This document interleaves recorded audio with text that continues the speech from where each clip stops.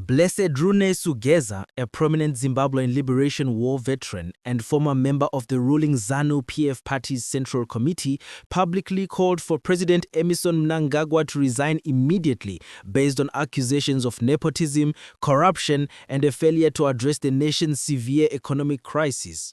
Geza's call made at a press conference and amplified online a day-to-day update. Today we delve into a political earthquake that shook Zimbabwe's ruling establishment, the outspoken call for President Emmerson Mnangagwa's immediate resignation by veteran liberation fighter Blessed Geza.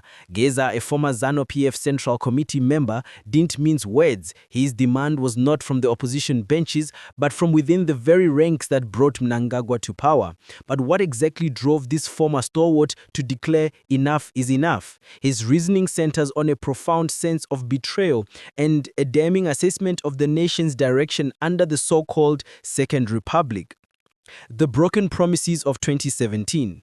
When Emmerson Mnangagwa took power in November 2017, following the military-assisted ousting of Robert Mugabe, he promised a new dispensation. The air was thick with hope for economic revival, an end to corruption, and a return to constitutional governance. For veterans like Geza, this was meant to be the final chapter in the liberation struggle, a turn toward genuine prosperity for all. However, Geza's core accusation is that Mnangagwa has failed to live up to these promises. Instead of a new dawn, he argues that the country has regressed.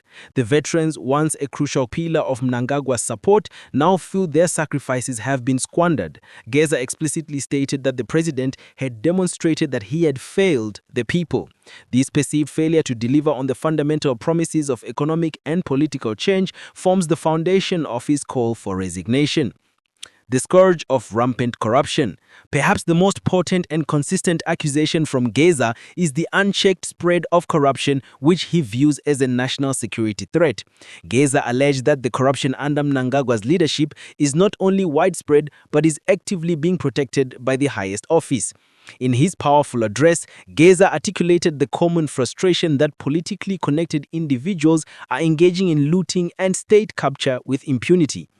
He argued that this is not just a crime against the economy, but a crime against the legacy of the war dead. For Geza, the failure to prosecute allies and address this systemic rot signifies a deliberate dereliction of duty and a prioritization of self-interest over national well-being. This climate of impunity, where powerful figures allegedly operate above the law, is a key reason Geza believes the president is unfit to govern. Economic mismanagement and public suffering. Voiceover. The state of the moribund economy is central to the grievances voiced by Geza and the veterans he claims to represent. Despite endless promises and policy changes, most Zimbabweans continue to struggle with hyperinflation, currency volatility, high unemployment, and a declining quality of life. Geza's statements painted a green picture of a country being turned into a banana republic where the struggles of the general populace are ignored by the ruling elite. He highlighted the neglect of those who fought for the country's freedom, noting that many who died in the war do not even have decent graves while the politically connected are living in luxury.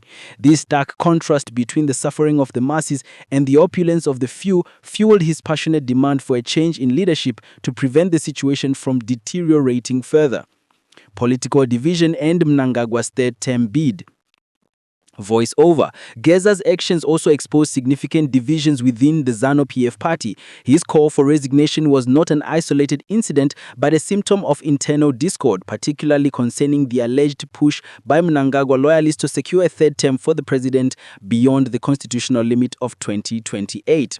Geza's stance is seen as representing a faction within the party, and the veteran community vehemently opposed to this extension. He accused Mnangagwa's inner circle of benefiting from his continued rule and pushing the third-term agenda to preserve their own vested interests. By calling for immediate resignation, Geza effectively challenged the president's legitimacy and the move toward what he views as an anti-democratic entrenchment of power. He warned that if Mnangagwa did not leave peacefully, the people would use the constitution to remove him. Conclusion: the call to action. Voice-over. Blessed Geza's demand for Emmerson Mnangagwa's resignation is a powerful reflection of deep-seated discontent over failed promises, systemic corruption, and severe economic distress. It represents a fracturing of support from a historically vital base, the war veterans. Geza's message is clear: the current trajectory is unsustainable, and a change in leadership is imperative to prevent a complete national collapse. His call to action, including calls for national shutdown, have put immense pressure on the Mnangagwa administration and underscored the growing political volatility in Zimbabwe. Thank you so much, guys, for watching this video till the end. Let's meet up in the comment section telling us what you think about Geza's plan to tell Mnangagwa to resign.